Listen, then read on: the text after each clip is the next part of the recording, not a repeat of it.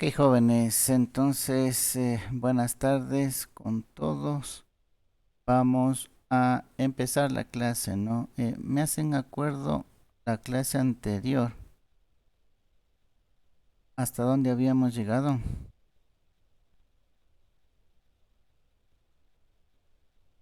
¿Quién se acuerda?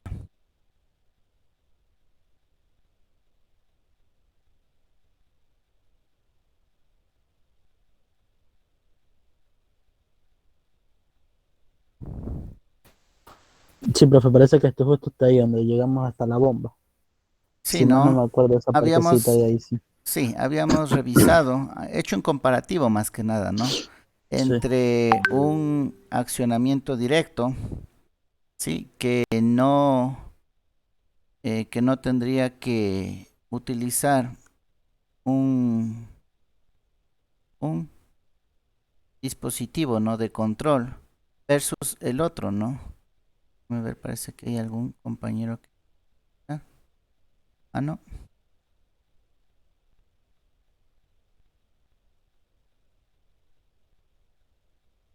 Ya, entonces, aquí teníamos, solamente recapitulando, ¿no? Un ejemplo, sin accionamiento eléctrico, obviamente va a ser menos costoso, menos complejo, pero también va a ser menos eficiente. Y a la larga, nuestro motor, que es el sistema que va a convertir la electricidad en movimiento mecánico, va a dañarse, ¿no? Y también hablamos de la operación, ¿no? De la operación como tal, que también va a ser imprecisa. Eso versus, en cambio, la utilización de un accionamiento eléctrico, que si bien es cierto, a tener mayor costo inicial, va a ser obviamente un sistema más complejo porque es un sistema de control completo, pero como ventajas será que va a ser mucho más eficiente, ¿no? Y a largo plazo eso se va a representar en dólares, ¿no? Que va a ser beneficioso para la empresa. La operación también va a ser cada vez, va a ser más precisa, ¿no? Porque usted ya tiene el control del sistema, como, ¿ya?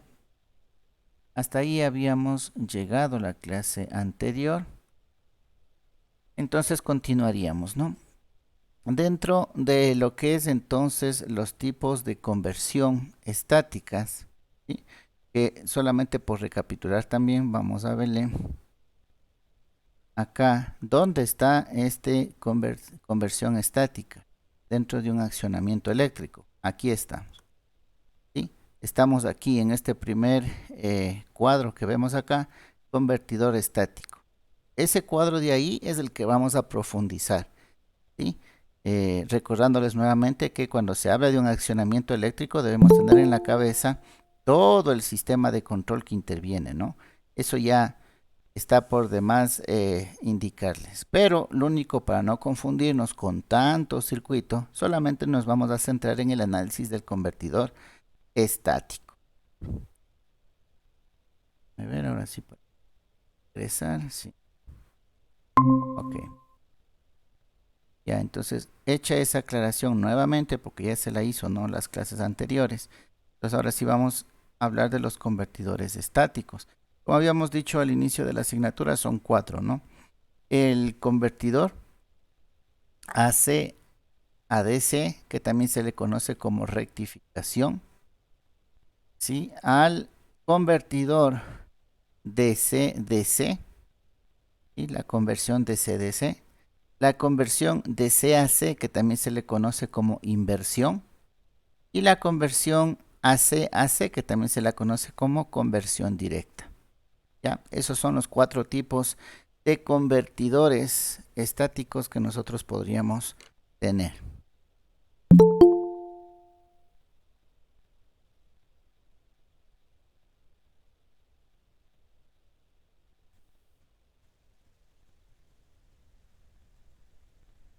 Ok, entonces los tipos de conversión, ¿no? Estáticos, habíamos hablado de ACDC y de CDC, que sería el primer grupo, ¿no? De convertidores que se verían. Se los puede manejar, ¿sí? Con conmutación natural o Y también tenemos la parte de corrección del factor de potencia para las aplicaciones, ¿no? Conmutación natural. Acá tenemos basados en diodos y basados en tiristores, ¿sí? Los convertidores AC-DC y DC-DC. Entonces aquí tenemos la aplicación de los diodos y de los tiristores. Y con la aplicación de los diodos tenemos aplicaciones de multipulsos, ¿no? Pulsos variados y otros. Acá también en los tiristores, multipulsos, conversor dual y otros. Aquí de color rojo y de color verde podemos ver el tipo de potencia, ¿no? Nos da un indicativo de si las aplicaciones van a ser en baja potencia o alta potencia. Entonces cuando utilizamos diodos y los convertidores estáticos, sea AC-DC o DC-DC, donde ocupemos diodos, será para baja potencia. Y para altas potencias ya tenemos el uso de los tiristores. Perdón, el diodo era para baja y alta, ¿no? Y los tiristores exclusivamente para alta. ¿Ya? Dentro de lo que son la corrección del factor de potencia, tenemos los no regenerativos y los regenerativos. ¿Sí?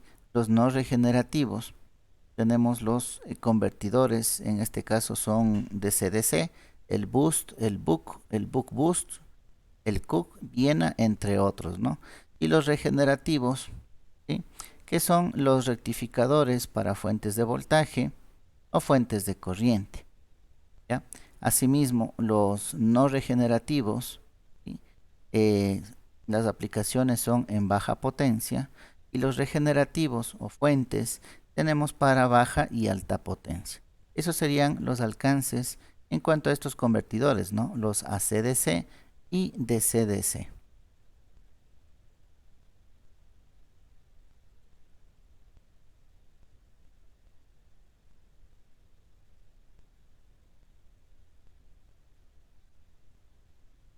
Listo. Entonces, hablando también de manera general en los convertidores estáticos, los AC-AC ahora y DC-AC, que son los otros dos que nos faltan, ¿no es cierto? Arriba habíamos hablado del AC-DC y DC-DC. Ahora vamos a hablar del AC-AC y del DC-AC. Entonces, para este tipo de conversión directa, que también se lo conoce, el AC-AC, ¿sí? Ahí podemos encontrar los convertidores, perdón, matriciales por la forma de switcheo de los dispositivos semiconductores de potencia, los cicloconversores, los controladores de voltaje AC-AC, ¿sí? Como aplicaciones principales. Estos convertidores matriciales tienen aplicación en baja potencia y los cicloconversores y los controladores de voltaje de AC-AC ya se los aplica en alta potencia. Por el otro lado, los convertidores de DC-AC, ¿sí? Conversión directa, que también se lo conoce, tenemos las fuentes de corriente y las fuentes de voltaje. ¿Ya? Entonces una fuente de corriente también puede ser del tipo con switcheo PWM o las cargas conmutadas, inversores de cargas conmutadas, ¿no? Toda la tecnología inverter, todo lo que ustedes conocen, ¿no? También las aplicaciones en alta potencia sí se pueden dar. Las fuentes de voltaje, en cambio acá tenemos con inversores multinivel. Inversor, fuente de voltaje también de dos niveles. Los unos para aplicaciones de alta potencia y los otros de baja potencia. Dentro de los inversores multinivel tenemos las fuentes DC únicas y las múltiples fuentes DC aisladas. Dentro de las fuentes DC únicas podemos encontrar los inversores con punto neutral, enclavado, o los inversores de capacitores flotantes. Estos circuitos lo vamos a ver en el desarrollo más adelante, ¿no? Por el lado de los múltiples fuentes DC aisladas, tenemos el inversor puente H en cascada con fuentes simétricas o con fuentes asimétricas, ¿ya? Estos inversores tipo puente también lo vamos a ver con más detalle más adelante. Aquí estamos solamente viendo de manera general, ¿no? Para ubicarnos o para ir identificando los convertidores, bueno, ¿para qué me van a servir o en qué aplicaciones se pueden utilizar? Existen sistemas, por lo general nunca vamos a encontrar, bueno, aplicaciones, sí vamos a encontrar convertidores únicos, ¿no? Pero hay una gran aplicación, una gran demanda en la que vamos a encontrar convertidores mixtos. ¿Qué quiere decir eso? Que vamos a encontrar en un mismo sistema dos convertidores, ¿ya? Ese es el caso, por ejemplo, de aquí de los inversores, ¿ya? Los famosos inversores o los, eh, ¿qué serían los, se me fue la palabrita, los variadores de frecuencia para controlar la velocidad de un motor, ¿no? Controlar la velocidad de un motor de inducción, un motor eléctrico. ¿Ya? Entonces, ese, por ejemplo, ese tipo de equipos utilizan una doble conversión. ¿Por qué? Porque la primera etapa lo que hace es reducir el voltaje, ¿no?, de la red al voltaje que vayamos a utilizar. Por eso está aquí el transformador, ¿no? Bueno, hay una primera etapa de filtro, ¿no?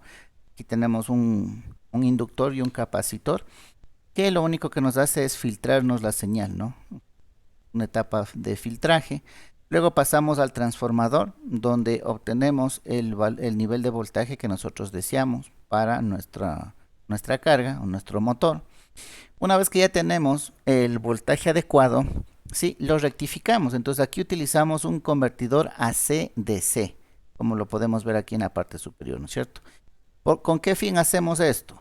Con el fin de eliminar la frecuencia que estamos teniendo a la entrada. Hasta aquí, en la etapa del filtro y de la transformación, seguimos manteniendo los 60 hercios de la red de distribución nuestra, ¿no es cierto? Tenemos los 60 hercios en la red de distribución. Entonces, el momento que yo utilizo un convertidor AC-DC, estoy convirtiendo el voltaje en un voltaje ya no alterno, lo que significa que la frecuencia desapareció, ya no tengo los 60 hercios de mi red. Pues una vez que ya tengo ahora sí el voltaje DC, aquí tengo un enlace, puede ser un banco de baterías, puede ser acoplamientos, ¿sí? Como en este caso pueden verlo, es inductores, puede haber aquí un capacitores también, bueno, es un enlace nada más en DC. Y luego de que ya tenemos filtrado y tenemos un DC estable, podríamos decirlo, nuevamente utilizamos otro convertidor. Ahora sí, un convertidor DC a AC, conocido también como inversor, ¿no es cierto? ¿Con qué fin? Con el fin de volver a tener una señal sinusoidal, pero en este caso, usted es el que le va a poner la frecuencia. ¿Ya? La frecuencia va a ser algo controlado en esta vez. ¿Ya? Entonces pasamos de una señal alterna no controlada a 60 hercios fijos, aplicamos un primer convertidor, ¿sí?, donde eliminamos la frecuencia, filtramos y nuevamente ese voltaje lo invertimos a un voltaje nuevamente AC, pero en este AC la diferencia es que nosotros vamos a tener control sobre la frecuencia y sobre la amplitud. Entonces por eso es que como ya tenemos control de la frecuencia, ahora sí podemos conectar a nuestro motor con frecuencias desde 0 hasta 60 hercios y por eso es que podemos controlar la velocidad del motor con un variador de frecuencia, ¿sí? Entonces miren, en las aplicaciones ya utilizamos varios convertidores a la vez.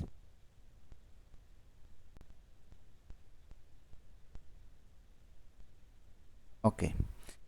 Entonces, así es como vamos a ver ya las aplicaciones, ¿no? Y vamos a ver muchas más aplicaciones en la generación, de energía con fuentes alternativas. Se ve bastante la aplicación de esto, ¿no? Ya vamos a ir entendiendo de a poco la manera de utilización de los convertidores. Entonces, miren aquí, ¿qué es lo que nos dice esta lámina? Dice, esquema es el más común en accionamientos de velocidad variable, justamente lo que les había dicho, ¿no? Este es el esquema de un variador de frecuencia utilizado para controlar la velocidad de un motor de inducción. Tanto el filtro de entrada como el de salida son opcionales, ¿sí? Estos filtros nos van a ayudar, ¿sí?, para tener una señal un poco más estable nada más, pero sigue siendo opcional, ¿no?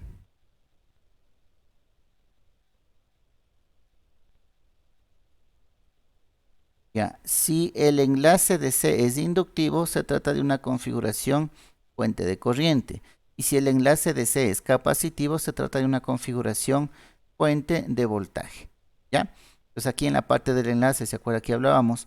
Esa manera de filtro, ¿no? Nosotros ya tenemos un DC. Eh, Entiendo que ustedes ya vieron la asignatura de electrónica, entonces ya saben cuando hacemos una pequeña fuente DC, ¿no es cierto? Luego de la rectificada, lo que se suele poner es un capacitor para mantener una DC de mejor estabilidad, digámosle de alguna manera, ¿no? Entonces, cuando conectamos un capacitor, entonces estamos hablando de una fuente de voltaje y cuando colocamos inductores, estamos hablando de una fuente de corriente.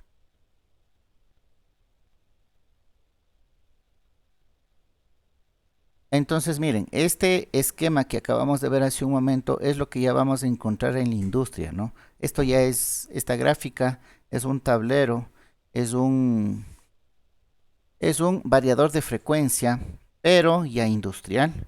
¿Sí? Miren el tamaño del motor. Por ejemplo, esto van a encontrar en refinería, ¿no? En Petroecuador van a encontrar estos tableros. Con todo este tablero me sirve para controlar uno de estos motores, ¿no? Ojo, para que vean el tamaño que es, ¿no? El tamaño del tablero que es. Y aquí adentro, en cada uno de estos, podemos ver las fases, ¿no? Que habíamos descrito anteriormente. Miren, empieza con una primera fase de rectificador, luego viene el enlace de DC, luego viene la etapa de inversión, ¿ya? Luego viene, bueno, aquí está la parte del control, ¿no? Aquí tenemos el control de la inversión, controlamos tanto amplitud como frecuencia. Ahí debe haber algún microprocesador, un computador, ¿sí? Que hace la parte de control. Tenemos los filtros de salida, ¿ya? Y ahí sí conectamos a nuestra carga. Algo bien importante que también lo vamos a ver más adelante, ¿sí? Es esta parte de acá arriba, la del enfriamiento, la unidad de enfriamiento. Hay sistemas que incluso son enfriados con agua, hay otros que tienen ventiladores, hay otros que tienen todo un sistema de aire acondicionado, ¿no? ¿Por qué es importante? También vamos a ver más adelante. Todos los convertidores, como se decía al inicio del curso, la aplicación va a ser en corte y saturación, como interruptores. Conectan y desconectan. ¿Ya? Entonces, trabajando los semiconductores en ese régimen de que conecta y desconecta a frecuencias elevadas, va a generar calor.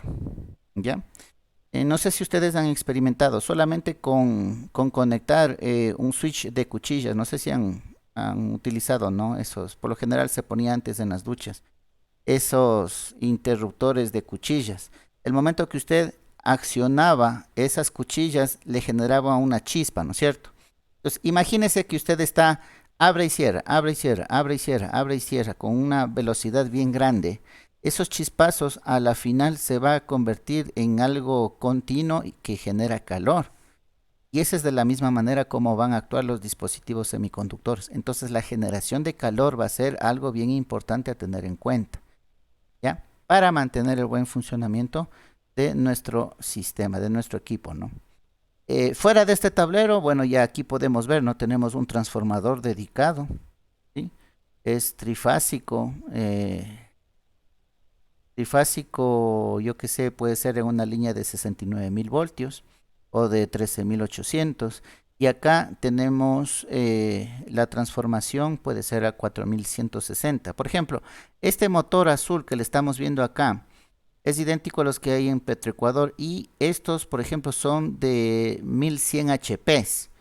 ¿Sí? Imagínense la potencia, ¿no? 1100 HPs y funcionan a 4160 voltios trifásico. ¿Ya?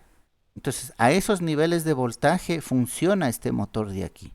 Entonces, 4160 trifásicos no es lo que nos da la red, ¿no? De la empresa eléctrica. Por eso se utilizan transformadores dedicados.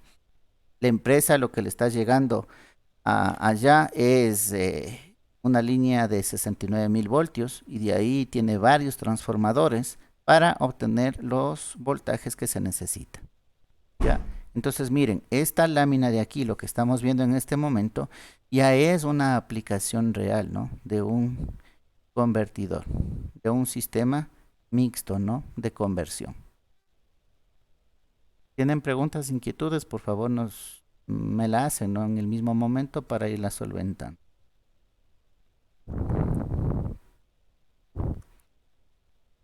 Ok, vamos a las aplicaciones en la industria.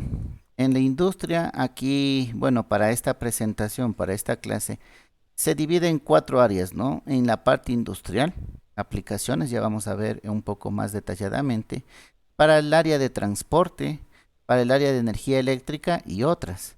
En aplicaciones industriales tenemos lo que es robótica, las líneas de producción continua, ¿no? Las bombas y compresores en la industria petroquímica, en Petroecuador, ¿no? Que sería el caso, por ejemplo, en refinería, tenemos bombas y compresores. Ahí está la aplicación de estos convertidores. Mm, En aplicaciones de correas y ventiladores, hornos y soldadura, ¿no? También es utilizado. Correas transportadoras, ¿no? Bandas transportadoras, ventiladores, hornos, soldadura. En iluminación, ¿no? En la iluminación también está aplicado a los convertidores, sí, los balastros eléctricos. En la parte de refrigeración y calefacción también. En los acondicionamientos de velocidad variable, esto ya habíamos visto, ¿no? Los variadores de velocidad de los motores, eso está, creo que presente en todo tipo de industria. Y algo bien específico en las aplicaciones mineras. Ya vamos a ver más adelante la aplicación puntual, ¿no? De las máquinas en la industria minera. Eso en cuanto a la industria. En cuanto al transporte, tenemos aplicaciones en lo que está de moda ahora, ¿no? Los autos eléctricos, los autos y camiones híbridos, los trenes, metros y tranvías eléctricos, los barcos y submarinos eléctricos o híbridos y los accionamientos aeronáuticos, ¿no? En el campo de la energía eléctrica tenemos como aplicaciones de estos convertidores la conversión de la energía eólica, la conversión de la energía fotovoltaica, la conversión de la energía de mareas y olas, ¿sí? También lo encontramos en los filtros activos, en la transmisión DC de alto voltaje, y en esas aplicaciones nosotros utilizamos los convertidores. Y en aplicaciones varias, ¿sí? Estos equipos, por ejemplo, son algo que ya los conocemos, los UPS que conectamos a los centros de cómputo para el respaldo de la energía. Tenemos los UPS, tenemos aplicaciones militares, bueno, algo habíamos hablado acá de los submarinos, tanques, la parte de artillería. En aplicaciones de astronomía también, ¿no? La posición de los telescopios, esos telescopios gigantes que tienen, ya tienen que ser posicionados, entonces en esos sistemas se aplican también los convertidores que vamos nosotros a ver. En cuanto en el ámbito de la medicina también, ¿no? En la resonancia magnética nuclear, hay muchas veces que nos mandan a hacer las famosas tomografías, ¿no? En medicina. Esos equipos funcionan, ¿no? Con estos convertidores estáticos de potencia. Para que vean todas las aplicaciones que tiene estos convertidores, que es justamente lo que vamos a ver en esta asignatura. Como ven, ya vislumbramos, ¿no? Una aplicación ya real de todo lo que hemos aprendido hasta el momento de la parte de electrónica y la parte de electrónica de potencia, que es lo que estamos viendo. ¿Ya? Bueno, para ir aclarando cada vez, para ir aclarando más de estas aplicaciones que acabamos de indicar, vamos a empezar aquí con lo de los autos eléctricos, ¿no? Bueno, aquí es una breve estadística de cómo ha ido incrementándose el, la producción, ¿no? La producción de los vehículos eléctricos. Ustedes saben, cada vez más, no solamente son los autos, hay bicicletas, motos, patinetas y un montón otros artículos que ya no funcionan de la manera tradicional, sino que están relacionados al campo eléctrico. Y el control de esos motores, ¿sí? Es la competencia de estos convertidores de potencia. ¿Cómo funcionan los autos eléctricos que conocemos hasta el momento desde el punto de vista de los convertidores, ¿no? Hay dos tipos, hay dos configuraciones de los autos eléctricos. Hay una configuración en paralelo y una configuración en serie.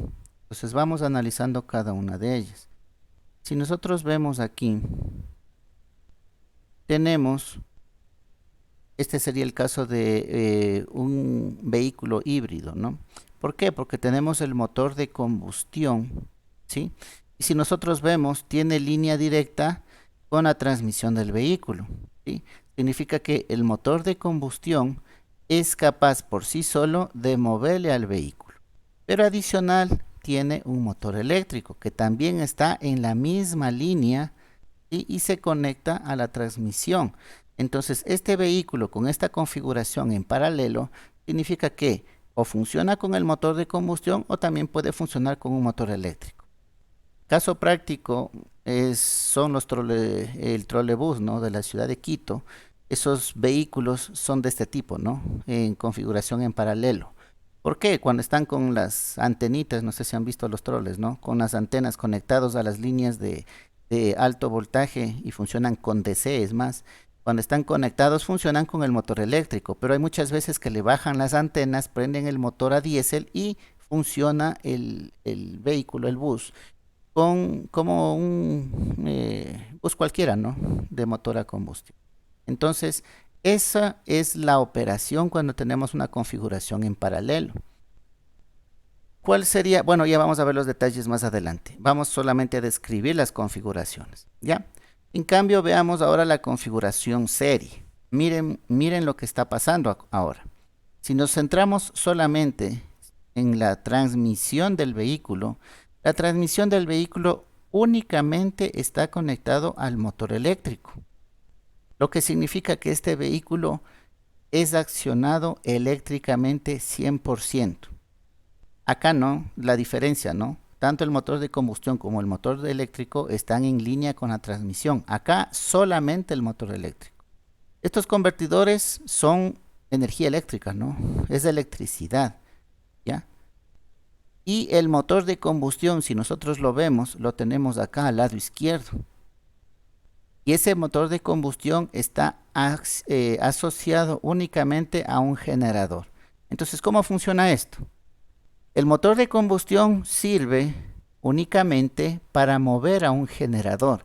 Este generador de electricidad lo que hace es cargarme las baterías del vehículo, ¿ya? Y el vehículo normalmente utiliza la energía de las baterías para controlar el motor eléctrico que tiene, ¿ya? Entonces, este motor de combustión que va a tener el vehículo no va a ser un motor grande, ¿no? Un 2.4 centímetros cúbicos, 3.0 centímetros cúbicos. No, va a ser un motor pequeño. ¿Por qué? Porque lo único que se quiere es mover un generador para cargar baterías, no para mover al vehículo, ¿sí? Caso opuesto a la configuración en paralelo, ¿no? En la configuración en paralelo, el motor de combustión sí tiene que ser capaz de mover al vehículo. Entonces aquí sí el motor de combustión va a ser un 2.4, 3.0 o cualquier otro, ¿no? Centímetros cúbicos. Pero acá no, aquí el motor es más pequeño. El consumo de combustible también va a ser menor porque solamente se requiere para cargar las baterías, ¿ya? Entonces miren, esas son las configuraciones que se tienen para los vehículos eléctricos. Ahora sí vamos a ver las características eléctricas, ¿no? Cómo funciona. Vamos a ir leyendo acá. Parece que no nos va a dar mucho el tiempo, ¿no? Tengo una Dígame. curiosidad que siempre he querido saber, una curiosidad. Yo Claro. he vivido un Quito y siempre me he subido los troles y hablando del trole. Siempre quiero saber cuánto es el voltaje con que, ¿Perdón? cuánto es el voltaje con los que ellos trabajan. Siempre quiero saber eso. El voltaje en el que trabajan. Buena pregunta. Buena pregunta. ¿Es alto voltaje? Sí, lo que sé. Y es voltaje en DC. Si le ha visto, si le ha visto detenidamente, ni siquiera es un cable acerado, ¿no? Es un cable sólido y de cobre. ¿Por qué? Porque estamos hablando de transmisión DC, ¿no? Para transmitir DC necesitamos ese tipo de cable. No nos sirve el otro tipo de cable. El dato, bueno, hagámosle rapidito. Aquí la consulta. Entonces, el nivel de voltaje, pongámosle voltaje.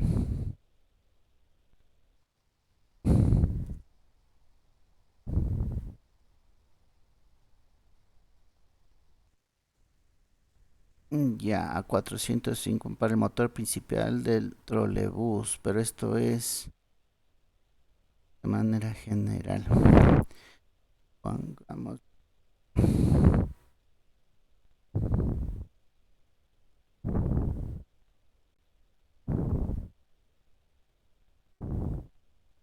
control electrónico.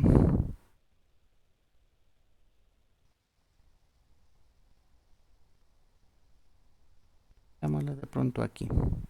Ya, mientras le consultamos, vamos a tomar la asistencia, ¿no? Ya están activadas las listas en el sistema. Por favor, si es que no consta en la lista, me avisa. No, no tanto me avisa, ¿no? Si es que no consta en lista, más bien tiene que contactarse con secretaría para averiguar qué fue lo que sucedió, ¿no? ¿Por qué no está en lista? De pronto hay algún error, alguna equivocación en las matrículas y usted no consta. Entonces, vamos a Profe, ver. otra consulta, disculpe. Dígame. Todas las presentaciones que usted presenta van a estar subiendo al aula virtual. Claro, a ver, la presentación yo le estoy haciendo directamente de la guía de estudio, ¿no? Si ustedes se dan cuenta, es la guía de estudios la que yo abro para dar las clases. Y las guías de estudio, no Ya. solamente de mi asignatura, sino de todas las asignaturas, eso está publicado en la página de Luis Tello, ¿no? Usted ahí puede encontrar la guía de estudio y es lo mismo que nosotros estamos viendo en clase. Ya vamos a revisar Bueno, eso. gracias. Ya les voy a indicar en dónde están, ¿no? Ojalá me alcance el tiempo. A ver, por ejemplo, aquí ya voy a contactarme con el coordinador porque no aparece la lista, ¿no? No tengo listas de ustedes aquí en el sistema. Ok, ya, entonces esa novedad le voy a trasladar al coordinador. Ya, Esa situación lamentablemente nos tiene preocupado todito. ¿así? Claro, porque no sabemos si estamos matriculados o no. Ya, Y mira, ya. usted le dio clic en correcto, electrónica potencia. Sí, No vi que. sí estaba en electrónica de potencia. Ya me abrió, pero no hay ningún listado, ¿no? Entonces aquí rapidito les voy a indicar dónde están, ¿no? Todas las guías de estudio, no solamente la de esta asignatura, sino de todas. Ustedes ingresan a la página de Luis Tello y aquí donde dice repositorio digital, ahí encuentran guías didácticas y guías de estudio. Dan un clic en la guía de estudio y se van al periodo, me parece que está así, al periodo correspondiente. Este sería el segundo 2021. Entonces lo abren. Ahora sí van a la carrera. Ustedes van electricidad, tecnología superior en electricidad. Van al nivel. Ustedes son de tercer nivel, ¿no? Electrónica de potencia. Miren, aquí está. Electrónica de potencia. Ahí está mi nombre. Entonces usted lo abre y es la misma guía que yo estoy abriendo para dar las clases, ¿no? Ahí está para el compañero que me decía dónde está la información que se está viendo en clase. Adicionalmente los videos se suben al aula virtual, ¿no? Eso ya creo que todos lo saben, pero si quieren la información que se utiliza para dar clases, aquí es donde está, ¿no? En la famosa guía de estudio. Y si está subida, entonces ustedes tienen acceso, ¿no? Miren, aquí está. Y, y en lo que es también el PEA también está paso a paso. El PEA sí está en el aula virtual, ¿no? Miren, aquí estamos ahorita, vea. Es la misma guía de estudio con la que estamos dando. Miren, es lo que vimos ahora.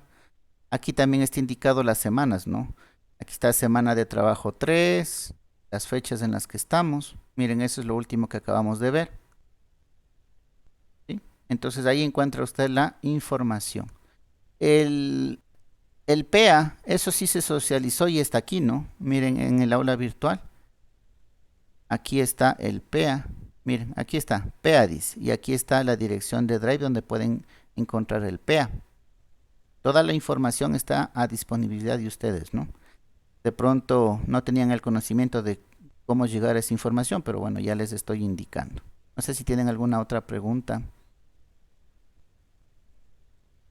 o inquietud.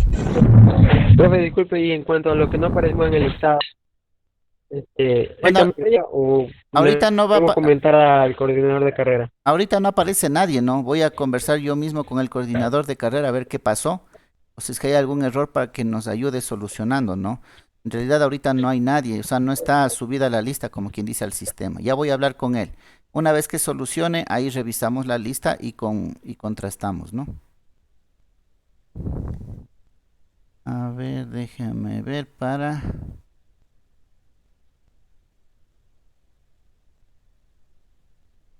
No nos dice aquí el nivel de voltaje. Bueno, en el anterior nos decía algo como 240 voltios, ¿no? América. 400 algo decían.